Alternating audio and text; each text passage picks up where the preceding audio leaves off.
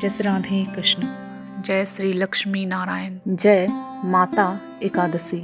नमस्ते, आप सभी का स्वागत है मेरे YouTube channel the beauty of spiritual life में। आप सभी को अन्नदा या अजा एकादशी की ढेरों शुभकामनाएं। भाद्रपद मास के कृष्ण पक्ष की एकादशी अजा नाम से प्रसिद्ध है तथा इसे अन्नदा एकादशी भी कहा जाता है। इस एकादशी के व्रत से जीव के जन्म जन्मांतरों के सभी पाप नष्ट हो जाते हैं, वही उनके संताप मिटने से भाग्य भी उदय हो जाता है। इस लोक और परलोक में मदद करने वाली इस एकादशी व्रत के समान संसार में दूसरा कोई व्रत नहीं है। अन्नदा अजा एकादशी व्रत की कथा।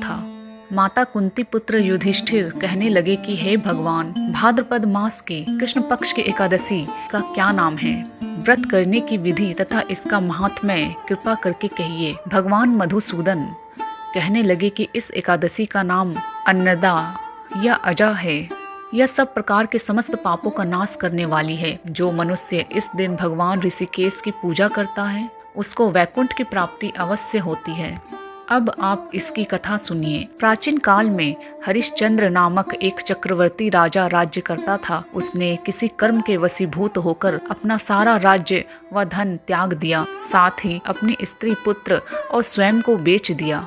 राजा हरिश्चंद्र चांडाल का दास बनकर सत्य को धारण करता हुआ मृतकों का वस्त्र ग्रहण करता रहा, मगर किसी प्रकार से सत्य से विचलित नहीं हुआ। कई बार राजा चिंता के समुद्र में डूबकर अपने मन में विचार करने लगता कि मैं कहाँ जाऊँ, क्या करूँ जिससे मेरा उद्धार हो। इस प्रकार राजा को कई वर्ष बीत गए।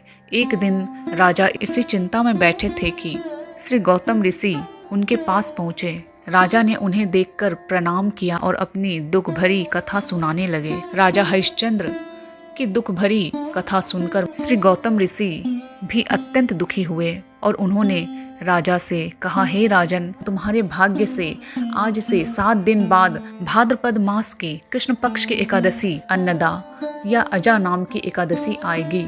तुम विधि पूर्वक उसका व्रत करो। श्री गौतम ऋषि ने कहा कि इस व्रत के पुण्य प्रभाव से तुम्हारे समस्त पाप नष्ट हो जाएंगे। इस प्रकार राजा से कहकर श्री गौतम ऋषि उसी समय अंतर्ध्यान हो गए। राजा ने उनके कथनानुसार एकादशी आने पर विधि पूर्वक व्रत व जागरण किया। उस व्रत के प्रभाव से राजा के समस्त पाप नष्ट हो गए। स्वर्ग से बाजे बजने लगे और पुष्पों की वर्षा होने लगी। उसने अपने मृतक पुत्र को जीवित और अपनी स्त्री को वस्त्र तथा आभूषणों से युक्त देखा। व्रत के प्रभाव से राजा को पुनः राज्य मिल गया। अंत में वह अपने परिवार सहित स्वर्ग को गया। हे राजन, यह सब अन्नदा या अजा एकादशी के प्रभाव से ही हुआ।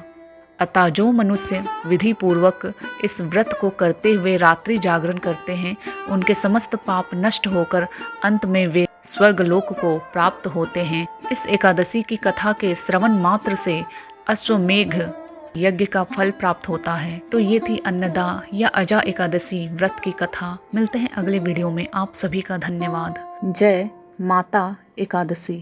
जय श्री लक्ष्मी नारायण। जय श्री राधे कृष्ण।